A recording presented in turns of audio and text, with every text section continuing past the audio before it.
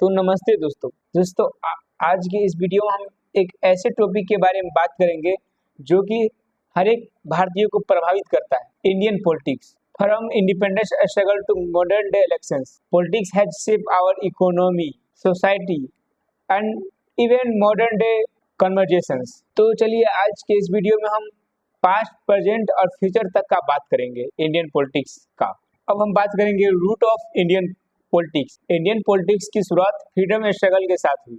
1885 में Indian national Congress की स्थापना हुई, जिसने देश को संगठित किया और इसमें सरदार वल्लभ भाई पटेल, महात्मा गांधी, जवाहरलाल नेहरू जैसे लोग पावर को पॉलिटिक्स के लिए नहीं, देश को यूनाइट करने के लिए यूज किया। आफ्टर इंडिपेंडेंस 1947 हमारा देश डेमोक्रेटिक देश बन के दुनिया के सामने उभरा और अभी हमारा देश largest democracy in the world. और हमारे देश का जो कॉन्स्टिट्यूशन है, under the chairmanship of Bhimrao Ambedkar and his team, जिन्होंने हमारे कॉन्स्टिट्यूशन पे बेसिकली फोकस किया justice, equality, liberty and fraternity पे। तो दोस्तों, अगर हमारे देश के पॉलिटिकल स्ट्रक्चर की बात करें तो हमारे देश में पार्लियामेंट्री सिस्टम फॉलो किया जाता है, जिसमें जो कॉन्स्टिट्यूशनल या नॉमिनल हेड जो होते हैं वो प्रेसिडेंट होते हैं और रियल हेड जो होते हैं वो प्राइम मिनिस्टर और उसके काउंसिल ऑफ मिनिस्टर्स होते हैं।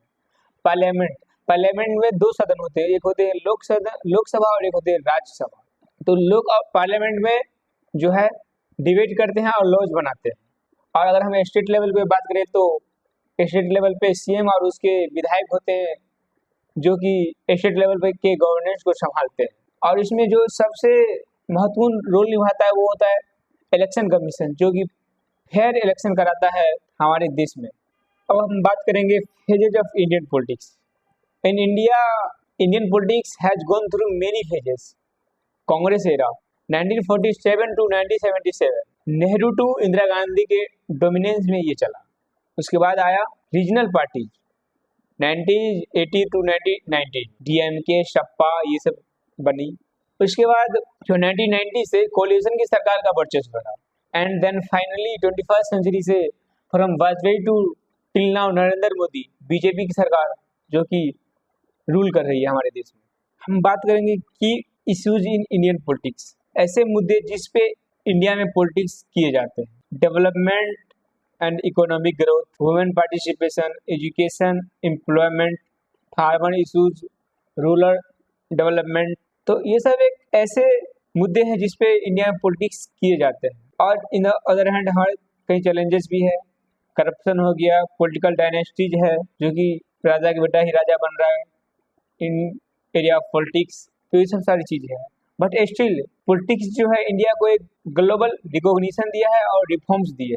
अब हम लोग बात करेंगे role of citizens. At the end यही होगा कि politics is all about you and me. हाँ, क्योंकि और हम लोग ऊपर से डेमोक्रेसी है, इसमें सीधा है कि of the people, by the people, for the people, लोगों का, लोगों के द्वारा, लोगों के लिए। याद रखिए, पॉलिटिक्स सिर्फ लीडरों का नहीं, हम सब का है। हम सबको जानने का अधिकार है। हम ट्रांसपेरेंसी डिमांड कर सकते हैं किसी भी चीज में, अकाउंटेबिलिटी डिमांड कर सकते हैं, फेयरनेस डिमांड कर सकते हैं। So friends, Indian politics is mix of challenges and opportunity. ये कहानी है जनता की, इस देश की जनता की, जो डाइवर्स है मगर एक यूनिट है। जवाहरलाल नेहरू ने डिस्कवरी ऑफ इंडिया बुक में मेंशन किया था यूनिटी इन डाइवर्सिटी। हम लोग डाइवर्स है मगर if it comes to feeling of nation, we have feeling of oneness. India, Bharat, हम लोग एक हो जाते हैं, यूनिटी इन डाइवर्सिटी।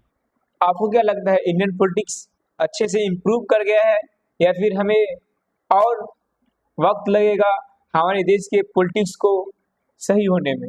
अपना पॉइंट ऑफ व्यू जरूर रखें। जय हिंद।